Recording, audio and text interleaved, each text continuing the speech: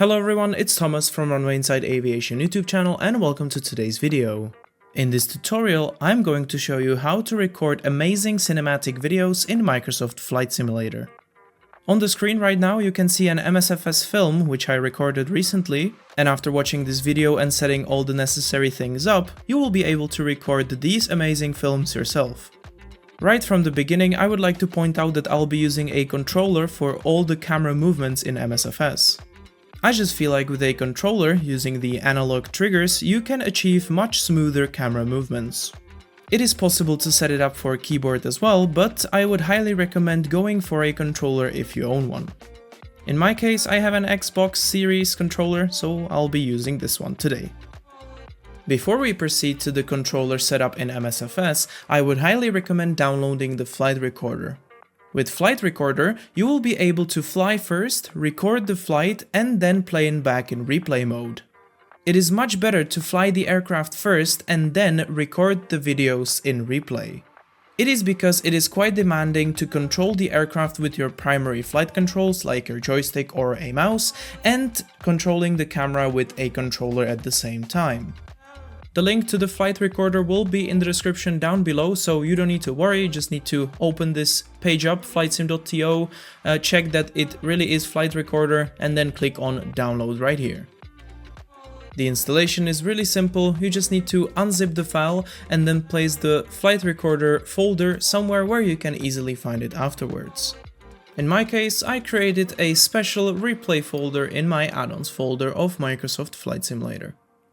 Then you need to navigate into the unzipped folder and find the flightrecorder.client.exe, and as you can see, it will ask you to run the application, and here it says that it works with SimConnect, so you do not need to set anything up. Now you can just start Microsoft Flight Simulator with your controller connected, and let's set it up. So here we are loaded up in MSFS, and now we need to head over to Options, Control Options, and then find your controller. We will now go through all the necessary binds that we need to set up. As you can see, only camera is visible here. If I click to keyboard, here are many other options as well, but since we want to use our controller only for the camera movement, we will need just the camera thing here. If you are setting up the controller for the first time, you probably can't see these settings here. That's why I have it filtered to assigned, and you probably as well. So you can switch this to all, and then you should see what I have here. Or you can use the search by name thing over here, which might be the best option. I will now slowly go through all my assigned options so you can set it up the same way. But in general, we will be using the left and the right analog sticks the most, as well as LT, RT, the D-pad, and also the X in combination with LT and RT, which will control our drone speed.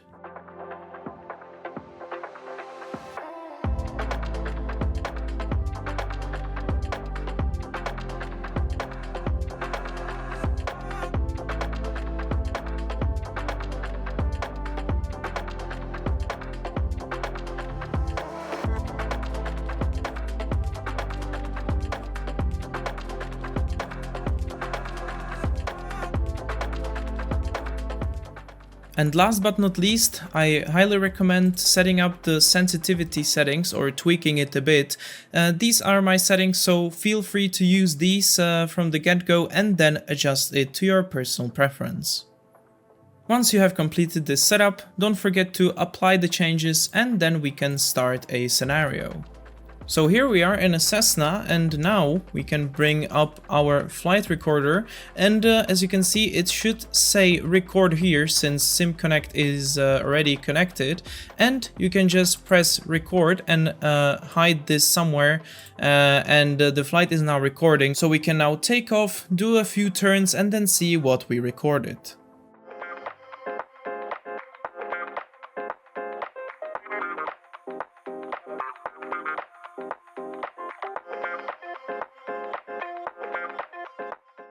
Alright, so here we are stabilized at 3000 feet, and I will now pause the simulator. by pressing P, and we can now bring up our flight recorder and press stop recording. If we now click on replay, here you can see that it spawned us onto ground. If I pause the replay, I can move the plane however I want. Here you can see the vertical profile in time. And let's go, for example, for this climbing turn I did here. We can put it like this. We can now switch to the outside view and see what we can do.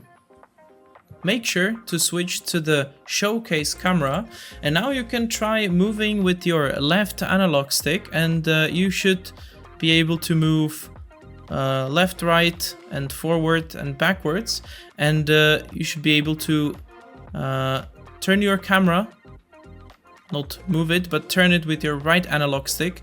And then if you combine these two movements, you can achieve a movement like this, which looks pretty decent, but we want to make it even better.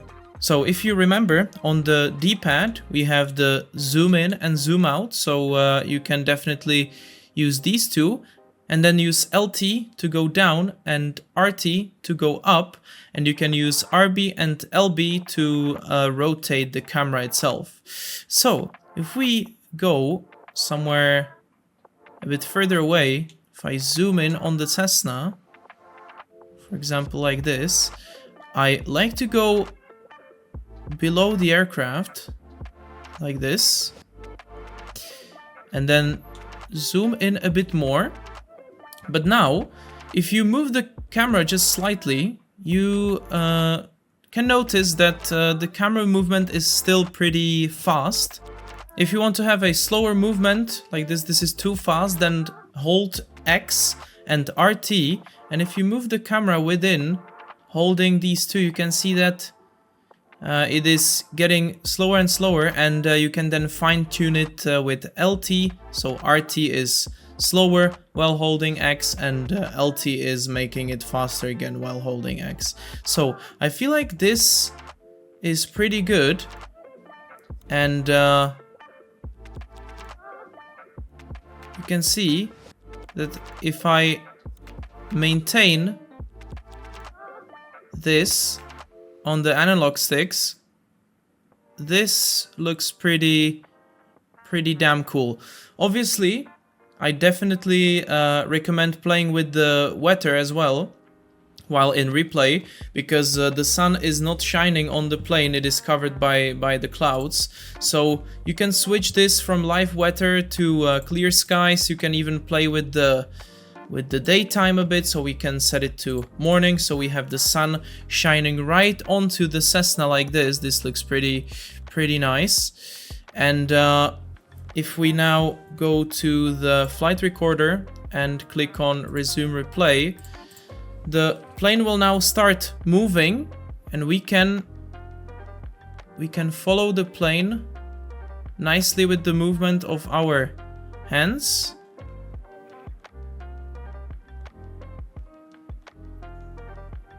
Or in the opposite way, for example, like this.